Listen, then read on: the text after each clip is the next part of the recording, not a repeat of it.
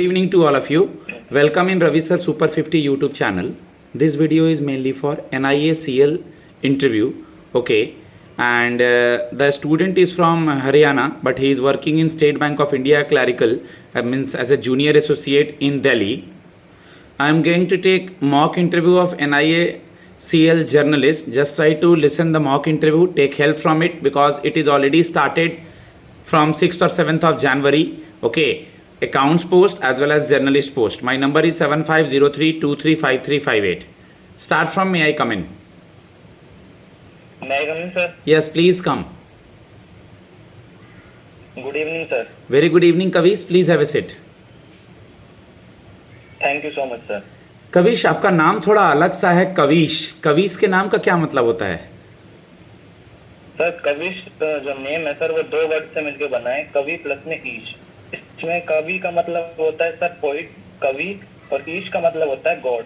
तो सर इसका पूरा मतलब हुआ the God of poets. Good. आप हरियाणा में किस शहर से हैं?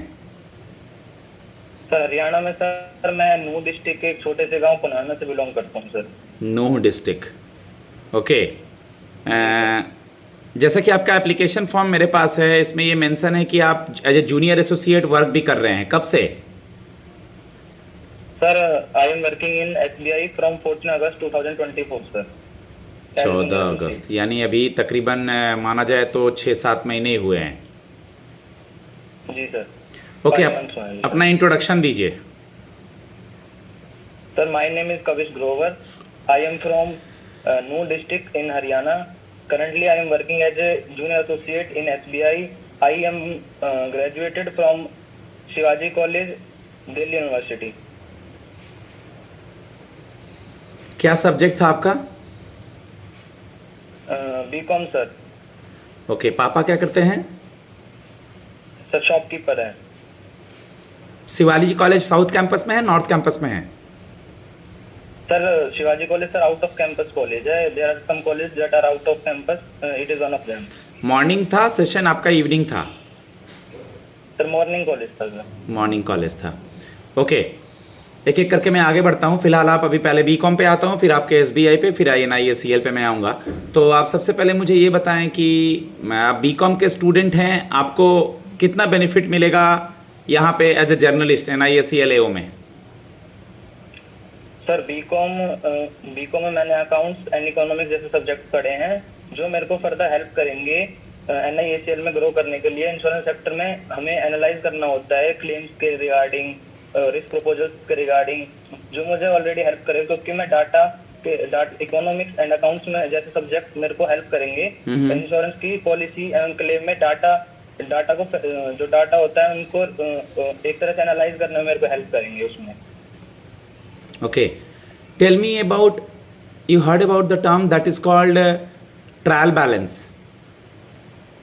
जी sir, trial balance. Sir trial balance में सारे एक तरह से जो ट्रांजैक्शन होते हैं ना उनको रिकॉर्ड किया जाता है, जिसे हम लेजर से डायरेक्ट इनडायरेक्ट और डायरेक्ट जो एक तरह से एक्सपेंसेस होते हैं, कॉस्ट होते हैं, उनको डायरेक्ट ट्रायल बैलेंस में लेजर के थ्रू डाल देते हैं।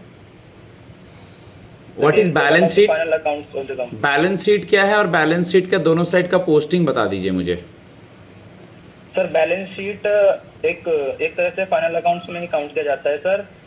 इसमें इसको दो तरह से बाइफरकेट किया जाता है, assets and liabilities.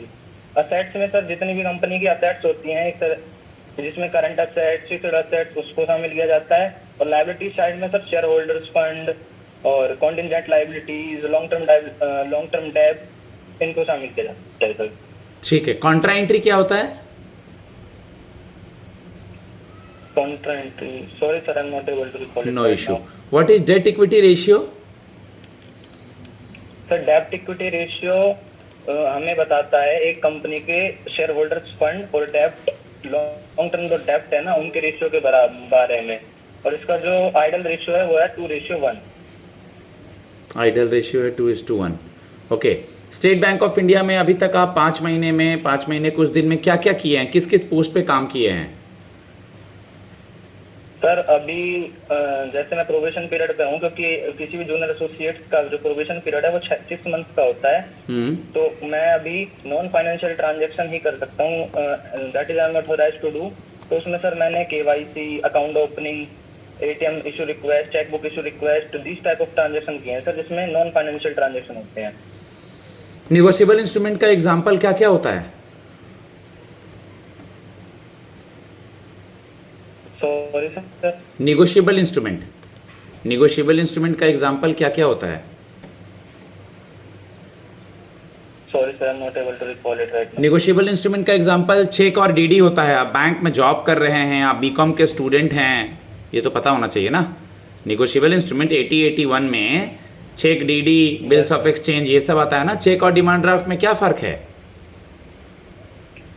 Sir check demand draft होता है सर एक तरह से, जो हम किसी बैंक दूसरे बैंक में भी उसको जाके सबमिट करा सकते हैं। चेक को सर हमें उसी सर्टेन बैंक में जाके सबमिट कराना पड़ता है जिस उसमें हमारा अकाउंट होता है जाके। सिंपली दो चीज़ बताएंगे कविश कि चेक जो है बाउंस कर सकता है, डीडी बाउंस नहीं करेगा। बाकी तुमने जो बताया कि हाँ बिल्कुल ठीक है, कोई इशू नहीं है। उसके बाद एक चेक बनाने के लिए हमें कोई चार्जेस नहीं दे देना है, डीडी बनाने के लिए चार्जेस देना है। Yes sir, there are certain charges. Okay, आप State Bank of India clerical से एनआईसीएल में क्यों आना चाहते हैं? Sir State Bank of India में सर मैं as a junior associate means clerical cadre में वर्क कर रहा हूँ सर, और एनआईएचएल में मेरे को अपॉर्चुनिटी मिल रही है ऑफिसर कैडर में जाके काम करने की sir. So every person wants to grow sir, that's why I want to join NIHL. Okay, what is e KYC and what is C KYC? Sir e KYC is electronic KYC, जो sir electronic KYC की जाती है जब वो person bank में आता है तो उसके थंब से हमें ई केवाईसी की जाती है। उसका थंब प्रिंट लिया जाता है, उसकी आधार नंबर को फीड करके तो उसका थंब प्रिंट लिया जाता है, जिससे कि जो आधार यूआईडीआई की साइट पे जो डाटा फीड है उसके थ्रू हम उसकी ई केवाईसी कर देते हैं। Sir C KYC stands for central KYC. Central KYC में सर एक 16 डिजिट का नंबर होता है जो कि एक पर्सन को मिलता है जब वो एक तरह से उसकी केवाईसी कंप्लीट हो जाती है। सेंट्रल केवाईसी सर एक पर्सन जब करा सकता है, जैसे अभी जब किसी पर्सन को अपने केवाईसी अपडेट करनी है but he doesn't want to change anything, then he can change किसी ओके, योनो का फुल फॉर्म क्या है? सॉरी सर, योनो का फुल फॉर्म? योनो चलाते हैं एसबीआई में? योनो है कि दूसरे बैंक का है YONO? yes sir, yono is for SBI but I didn't able to. Okay, you only need one, you only need one, YONO का फुल फॉर्म है। ठीक है, आप मुझे बता दीजिए कि एसबीआई के नए चेयरमैन कौन है? सर CS शेट्टी है sir. Mister CS Shetty sir हैं। CS शेट्टी सर, जी सर। ठीक है, NIACL के बारे में कुछ बताइए मुझे। Sir, NIACL stands for New India Assurance Company Limited. It is established in 1919 by Mr. Dorabji Tata. It is nationalized in 1973. It is one of the 4 public sector insurance companies and it is the only public sector profit-making insurance company. NIACL एक insurance company है और आप अभी एक bank में हैं जो कि आपकी पोस्टिंग दिल्ली में ही है। NICL में हम आपकी पोस्टिंग ऑल ओवर इंडिया में कहीं भी करेंगे, तो कैसे मैनेज करेंगे? सर NIACL तो मैं अभी भी SBI में जो वर्क कर रहा हूँ सर, मैं भी अभी आपके अपने घर से बाहर पोस्टेड हूँ।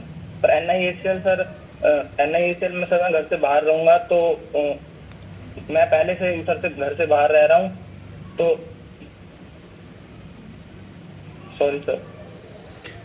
नहीं, इसमें सॉरी सर नहीं बोलना है, सिचुएशन बेस्ड क्वेश्चन है। ठीक है सर, मैं अपने सही बताया कि सर मैं ऑलरेडी अपने घर से बाहर रह रहा हूँ, चाहे थोड़ा दूर पास रहूँ या ज़्यादा दूर पास रहूँ। एट नाइट स्टे तो मैं घर के बाहर ही हूँ, तो मुझे मैनेज करने में कोई इशू नहीं है। कंक्लूड करना था, आपने सब कुछ सही बताया। ठीक है, आपकी क्या क्वालिटी आपने state Bank of India clerical में सीखी है जो कि आप वहाँ NICL में यूज़ करेंगे? कुछ तो सीखा होगा आपने एज ए स्टूडेंट के बाद जॉब करके यहाँ पे। सर SBI से सर मैंने कस्टमर से डील करना सीखा है, जो कि मैं आगे अपन NIACL में जाके यूज कर सकता हूँ कि कस्टमर के साथ कैसे हम इंटरेक्ट किया जाता है, कस्टमर को कैसे हम अपने जो प्रोडक्ट है उनके तरफ अट्रैक्ट कर सकते हैं, उनको हम अपनी एक तरह से अपने बैंक की अपनी इंश्योरेंस कंपनी की तरफ एक तरह से अट्रैक्ट करके उनको अपना कस्टमर लॉन्ग टर्म के लिए कस्टमर बना सकते हैं सर। गुड। NIACL के अलावा दो और कंपनियां हैं, जैसे बैंकिंग सेक्टर में टू बिग टू फेल कहते हैं ना, कि HDFC है, SBI और ICICI है। उसी तरह इंश्योरेंस सेक्टर में कहते हैं डोमेस्टिकली सिस्टमेटिक इंपॉर्टेंट इंश्योरर। तो इसके अलावा और दो कौन सी कंपनियां हैं NIACL के अलावा? Sir, there are three companies in this category. Number one is sir LIC, Life Insurance Corporation of India. Second one is GIC RE, General Insurance Corporation Reinsurance, and third one is NIAC. Good. What is the difference between general insurance and और एक क्या insurance है, मगर मैं पूछना चाहूँ तो general insurance और इसमें Life क्या insurance. डिफरेंस है बताइए। चलिए लाइफ इंश्योरेंस ही बताइए। Sir life insurance sir mainly life के लिए किया जाता है, और ये जनरल इंश्योरेंस से दो तीन तरीके से अलग है। नंबर एक सर, लाइफ इंश्योरेंस में सर इंडेमनिटी का जो प्रिंसिपल है सर वो लागू नहीं होता है। और लाइफ इंश्योरेंस सर एक पर्सन की लाइफ के लिए होता है। इसमें दो तीन टाइप होते हैं मेनली। एक ये टर्म लाइफ इंश्योरेंस होता है, एक यूलिप प्लान की तरह होता है। यूलिप प्लान क्या होता है? General insurance unit link investment plan sir, इसमें एक तरह से हम इन्वेस्टमेंट के साथ इंश्योरेंस भी, दोनों चीजें ना दोनों शामिल होती हैं सर यूलिप में।